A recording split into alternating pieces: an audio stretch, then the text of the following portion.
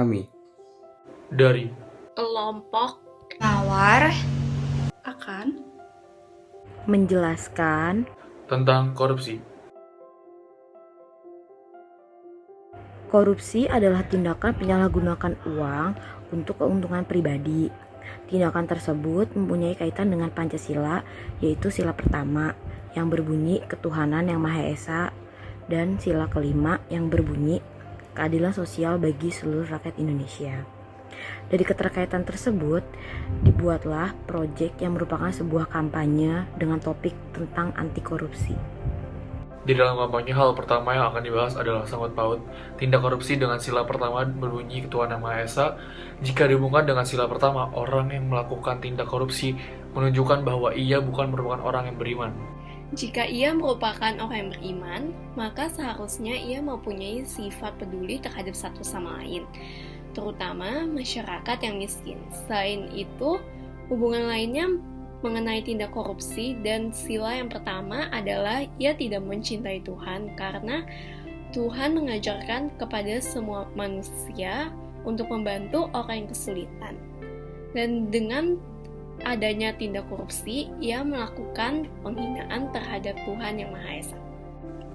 Hal kedua yang akan dibahas adalah sangkut paut tindak korupsi terhadap sila kelima, yaitu keadilan sosial bagi seluruh rakyat Indonesia.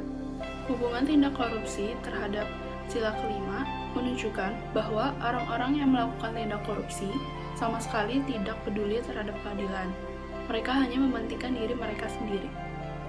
Contohnya dapat dilihat dari pemerintahan di Indonesia yang dimana seharusnya uang negara digunakan untuk kepentingan masyarakat yang membutuhkan, seperti membangun rumah bagi masyarakat yang tinggal di bawah kolong jembatan, atau digunakan untuk kepentingan negara seperti memperbaiki jalan, membangun kereta cepat, dan sebagainya. Namun, uang tersebut malah digunakan untuk keuntungan pribadi.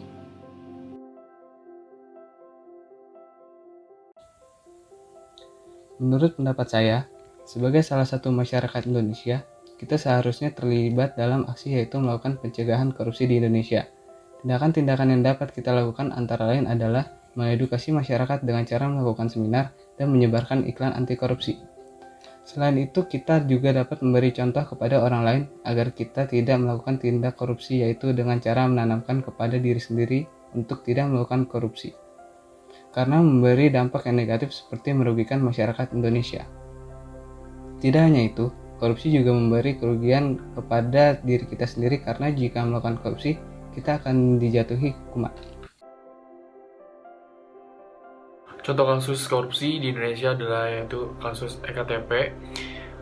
Pada kasus ini, pengadaan EKTP menjadi salah satu kasus korupsi yang paling fenomenal pada saat itu. Kasus yang menyeret mantan Ketua Umum Partai Golkar, Setia Novanto, ini telah bergulir sejak 2011 tentang total kerugian negara mencapai 2,3 triliun. Oleh karena itu, kita sebagai masyarakat Indonesia, untuk mencapai suatu tujuan pembangunan nasional kita, maka korupsi harus wajib untuk diberantas.